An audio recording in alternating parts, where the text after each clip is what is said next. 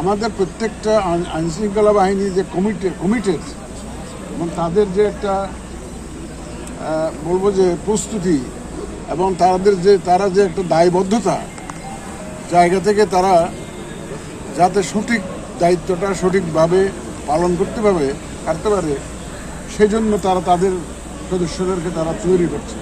এটা একটা নমুনা হলো যে আইনশৃঙ্খলা পরিস্থিতি আমি বলবো না যে একটা পারফেক্ট লেভেলে চলে গেছে, এটা বলবো না, বাট আপনারা 5ই অগাস্ট 24-এ দেখেছেন কি অবস্থা ছিল, আর এখনকার অবস্থা দেখেন তুলনা করে। আপনি তো সেফলি ঘুমাইতে পারছেন, সেফলি আসতে পারছেন তো এখানে, পথে তো কোনো অসুবিধা আপনার হয় নাই।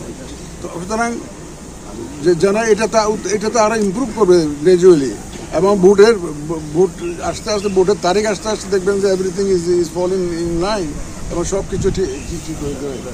তবে আমরা এই ব্যাপারে সম্পূর্ণ ওয়াকিবহাল এবং সচেতন, যাতে শান্তি শৃঙ্খলা যাতে রক্ষা করেই আমরা যাতে নির্বাচনটা সুষ্ঠুভাবে করতে পারি। আর যারা প্রতিহত করার ঘোষণা দিচ্ছে, যারা সব